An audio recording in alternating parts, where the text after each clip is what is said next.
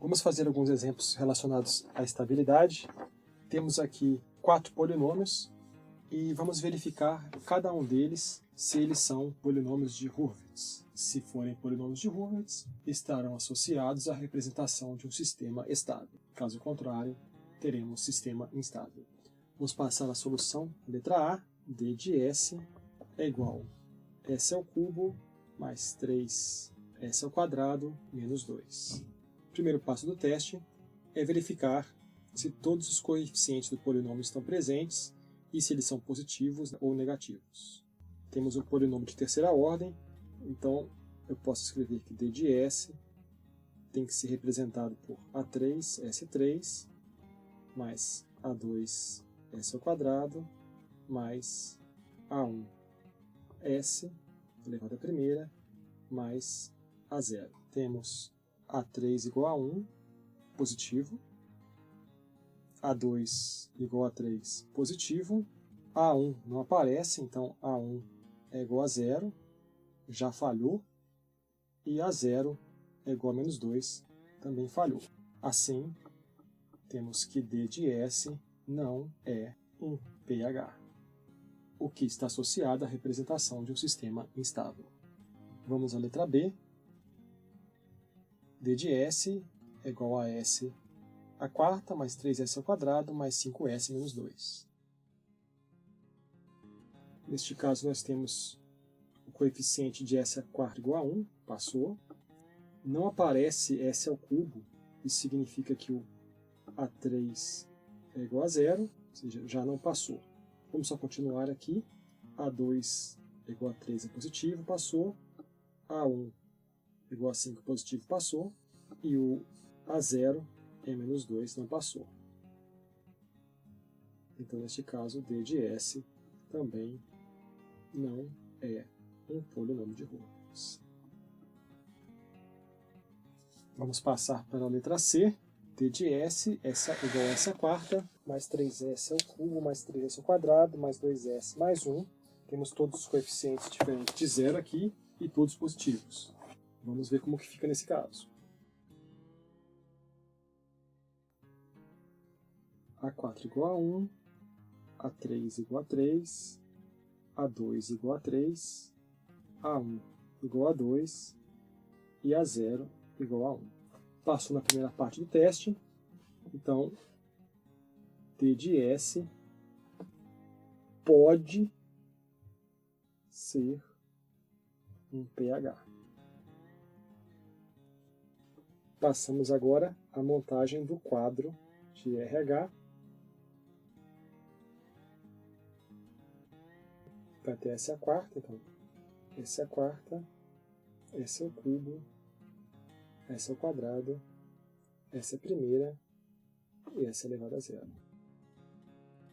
Preste atenção no preenchimento, vou fazer até um pontilhado aqui para a gente marcar a parte que será preenchida inicialmente. São as duas primeiras linhas, em que eu vou colocar os coeficientes A4, A3, A2, A1, A0.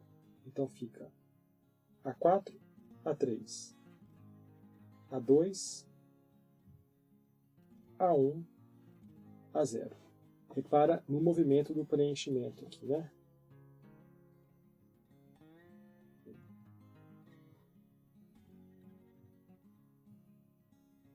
Esse é o movimento de preenchimento. Primeiro, maior coeficiente, próximo, e eu vou na sequência até chegar no último. Vou apagar isso aqui para não ficar atrapalhando a gente. Se eu precisar desse elemento aqui, eu vou colocar um 0.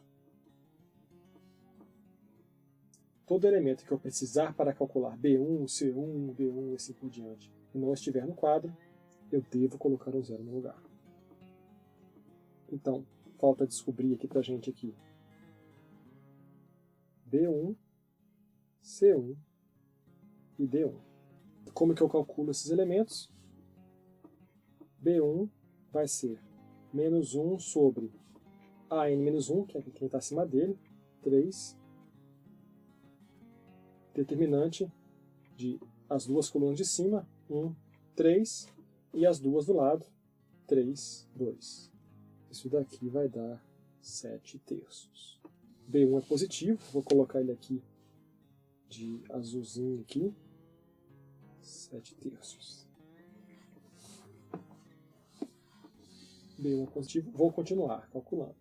Para calcular C1, vou precisar de menos 1 sobre B1, determinante 3B1, 2 e esse elemento que eu não conheço ainda, que é o B2. Vamos lá calcular o B2. Eu mantenho no começo, menos 1/3, que multiplica 1/3, e agora eu vou pegar os elementos que estão na coluna adiante de B2. Então B2 está nessa segunda coluna, vou pegar 1 e 0. 1 e 0. Isso daqui vai dar 1. Então, B1 igual a 1. Preciso calcular B3 também, porque vou precisar dele para calcular o D1. Ao final do exercício eu comento essa formação da tabela e quais elementos precisam ser calculados. B3 é B, então mantém ainda menos 1/3, que multiplica 1/3. Faltou pôr B3 aqui, né? E vou pegar os elementos que estão na coluna adiante dele. Mas não tem ninguém, ele é a última coluna. Então isso aqui é 0 e 0 e fica 0. B3 pode ser 0? Vai atrapalhar a estabilidade? Não. A estabilidade eu vou olhar a primeira coluna. Então, por enquanto, o sistema continua sendo estável, porque B1 é igual a 7/3, que é positivo. Vou precisar calcular agora o C1 e o C2. C1 é menos 1 sobre B1, então menos 1 sobre 7/3, que multiplica o determinante de 3B1. 3B1, que é 7/3. Depois 2B2, que é 1. Isso daqui dá 5/7. Vou marcar aqui 5/7 no cantinho. Então a gente está completando o quadro. Falta o C2 e o D1. Vamos calcular aqui na frente, aqui nesse cantinho, para ficar perto do quadro.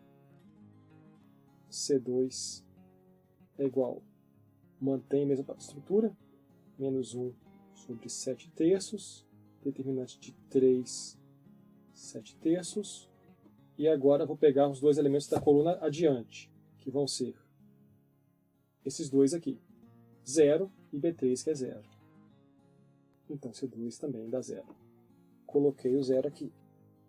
D1, agora eu vou calcular, é menos 1 sobre o elemento que está acima dele, que é o C1, menos 1 sobre 5/7, determinante de esses dois elementos que estão acima aqui, 7/3, 5/7, e os dois do lado direito, 1, 0. Isso daqui vai dar 1. D1 igual a 1. Interessa para a gente analisar a primeira coluna. Então, é essa coluna aqui que é de interesse para a gente. Para que o polinômio DGS seja um polinômio de Hurwitz, eu tenho que ter todos os elementos da primeira coluna maiores do que 0. Maior do que 0, maior do que 0, maior do que 0, maior do que 0, maior do que 0. Logo, DGS é polinômio de Hurwitz. Isso significa que esse polinômio está associado à função de transferência que representa um sistema estável. Um detalhe em relação à montagem do quadro interessante. Repara comigo aqui. Eu tenho a primeira linha com 3 elementos, a segunda precisa ter 3 também. Completo com 0 onde precisar. A terceira linha vai ter também a quantidade de elementos da linha anterior e depois eu vou reduzindo um elemento para cada linha. O quadro vai manter esse padrão de montagem. É uma boa dica na hora de fazer a montagem, mas se você não tiver isso na cabeça, a própria montagem vai te mostrando isso. Vamos para a letra D. Agora, nesse caso, eu tenho elementos literais no polinômio. Vamos ver como ficaria a análise. Como os elementos são literais, eu vou verificar se existe algum coeficiente nulo ou negativo. Então, por inspeção, eu vejo A3 igual a 1, A2 igual a A, A1 igual a B e A0 igual a 1.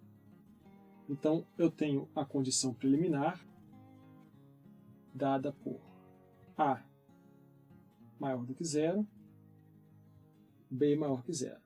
Se qualquer uma das duas, A ou B, forem iguais a zero ou negativos, D de S não será um polinômio de Hurwitz. Entretanto, essa condição preliminar não é suficiente para a nossa análise completa, pois pode existir uma relação de interdependência entre os coeficientes do polinômio que só será evidenciada na hora que for feita a análise pelo quadro de RH.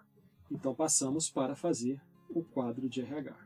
Nossa conclusão em relação à estabilidade e os parâmetros A e B, obtida no quadro de RH, ela tem que incluir essa condição preliminar. Polinômio de ordem 3, então eu coloco S ao cubo, S ao quadrado, S à primeira, S a zero. Vou aproveitar esse momento para chamar a atenção que você vai encontrar formas ligeiramente diferentes de fazer a montagem do quadro de RH, mas que elas serão equivalentes à que eu estou fazendo aqui. Então vou fazer a montagem, vou delimitar as duas primeiras linhas onde entram os coeficientes. Então eu tenho coeficientes originais 1, A, B. 1, temos que determinar então B1 e C1. A próxima linha vai manter o mesmo número da linha anterior ali, B2, e depois eu vou reduzir um elemento. Já está definido quais são os elementos a serem calculados. B1 é igual a menos 1 sobre o elemento que está acima dele, que é o A, determinante essa coluna, 1A, e a próxima coluna, B1. Isso aqui dá AB menos 1 sobre A. Como é um pouco maior, não vou escrever aqui no quadro. Mas sabemos que essa relação é uma relação importante, pois ela define o elemento B1, que é da primeira coluna, então ela tem que ser positiva. B2, a estrutura é a mesma, inicial, B menos 1 sobre A, 1A, e eu vou pegar os elementos da próxima coluna, que são esses aqui, que são 0. Então, B2 igual a 0. C1 é menos 1 sobre o elemento que está acima dele. B1, em vez de eu colocar esse valor AB menos 1 sobre A e ficar manipulando isso tudo, eu vou colocar B1 aqui, porque às vezes acontece uma simplificação e facilita de ser enxergada se ela tiver só como B1 ali. Então, menos 1 sobre B1 são esses dois elementos, A, B1, e os dois na sequência, 1, B2. Mas B2 aqui é igual a 0, né? Isso aqui vai ser B1, que vai multiplicar B1 menos 0, que vai dar 1. Esse é um valor também importante, porque é elemento da primeira coluna, ele tem que ser analisado se ele é positivo ou não. Ele já é positivo, então atende o critério. Chama atenção, se eu não tivesse colocado B1 aqui, ficaria até relativamente fácil de analisar. Isso aqui daria 1, mas pode ser que dê um pouquinho mais de conta se eu ficar carregando esse monte de elementos na hora de fazer essa operação. Então vale a pena fazer só com B1 aqui. Então, para que D de S seja pH, devo ter todos os elementos da primeira coluna positivos. Então, A maior do que 0 e B1, que é AB menos 1 sobre A, maior do que 0. C1 vale 1, então já é positivo. Manipulando essa expressão, se o A tem que ser maior do que 0, ele não é 0, ele pode passar multiplicando, e ao multiplicar ele não muda a equação. Então, AB menos 1 maior do que 0. Cheguei à conclusão que B maior do que 1 sobre A. Então, nossa conclusão é que, para que D de S seja um pH e represente aí um sistema estável, eu tenho que ter A positivo e B maior do que 1 sobre A.